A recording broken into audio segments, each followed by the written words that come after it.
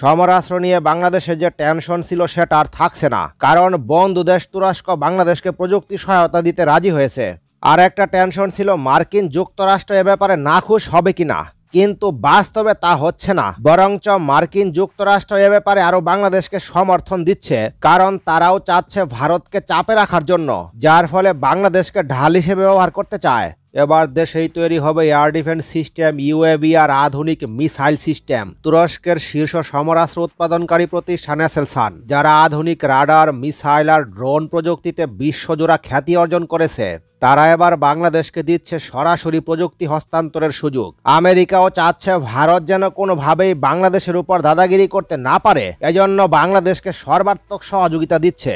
বিশ্ব রাজনীতিতে দ্রুত পরিবর্তিত পরিস্থিতি এবং আঞ্চলিক নিরাপত্তা নিশ্চিত করতে বাংলাদেশ সেনাবাহিনী ও বিমান বাহিনী এখন আধুনিকায়নের পথে। সেই কৌশলের অংশ হিসেবেই তুরস্কের সহযোগিতায় শুরু হচ্ছে যৌথ উদ্যোগে এয়ার ডিফেন্স সিস্টেম নির্মাণ। তুরস্ক প্রতিরক্ষা প্রযুক্তিতে এখন বিশ্বে এক স্বীকৃত নাম। তাদের তৈরি ড্রোন, ক্ষেপণাস্ত্র এবং রাডার সিস্টেম আন্তর্জাতিক বাজারে দাপটের সঙ্গে জায়গা করে নিয়েছে। এবার সেই প্রযুক্তি ও অভিজ্ঞতার ছোঁয়া লাগবে বাংলাদেশেও। বাংলাদেশে তৈরি এই নতুন এয়ার ডিফেন্স সিস্টেম শত্রুর বিমান, মিসাইল কিংবা ড্রোন সবকিছুকে টার্গেট করে ধ্বংস করতে পারবে মুহূর্তেই। এর ফলে আকাশপথে নিরাপত্তা বাড়বে বহুগুণ। তুরস্কের সহায়তায় এয়ার ডিফেন্স সিস্টেম নির্মাণ এটাই প্রমাণ করে ভবিষ্যতের বাংলাদেশ হবে আরো শক্তিশালী, আরো আত্মনির্ভরশীল। তাছাড়া দেশেই তৈরি হবে নজরদারি ড্রোন আর অত্যাধুনিক ক্ষেপণাস্ত্র।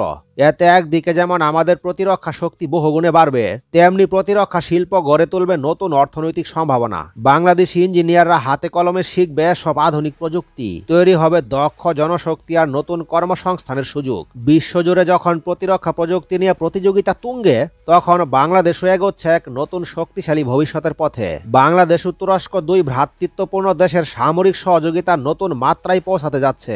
এতদিন তুরস্কের রকেটসান এবং বাইকার কোম্পানি থেকে সমরাস্ত্র ক্রয় করেছে বাংলাদেশ, কিন্তু এবার এগুলো বাদ দিয়ে এসেলসান এবং এরোস্পেস কোম্পানি পরিদর্শন করে এসেছেন বিমান বাহিনী প্রধান। হঠাৎ করে নতুন কোম্পানি পরিদর্শন করে আসার কারণ কি? বাংলাদেশ তুরস্ক থেকে কি পেতে চাচ্ছে? আমেরিকা যেহেতু বাংলাদেশকে সমর্থন দিচ্ছে, তাই এখন আর প্রযুক্তি পেতে কোনো সমস্যা হবে না। এই বাইকার কোম্পানি বর্তমানে বিশ্বের অন্যতম আধুনিক ও সফল ড্রোন নির্মাতা একটি প্রতিষ্ঠান। বিশেষ করে তারা সামরিক ড্রোন তৈরিতে বর্তমানে কিন্তু বিশ্ব খ্যাতি অর্জন করেছে। বায়রাক্তার TB2 ড্রোন কিন্তু এই কোম্পানি তৈরি করেছে। সমরাস্ত্র তৈরি করে থাকে তাদের রকেটসান কোম্পানি। যেমন বায়রাক্তার TB2 ড্রোনে ব্যবহৃত লেজার গাইডেড স্মার্ট মুনিশন তারা তৈরি করে থাকে। এ সকল ড্রোনে ব্যবহৃত মিসাইল সিস্টেমও তারা তৈরি করে থাকে। এবং এই কোম্পানিটি কিন্তু আকাশ প্রতিরক্ষা ব্যবস্থা তৈরি করে। যেমন বাংলাদেশে কোম্পানির কাছ থেকে TRG-300 নামে যে আকাশ প্রতিরক্ষা ব্যবস্থা সেটি কিন্তু ক্রয় করেছে, এবং ভবিষ্যতে হিসার আকাশ প্রতিরক্ষা ব্যবস্থা এই কোম্পানি থেকে বাংলাদেশ ক্রয় করবে। নৌবাহিনীর জন্য তারা অ্যান্টিশিপ মিসাইল তৈরি করে থাকে।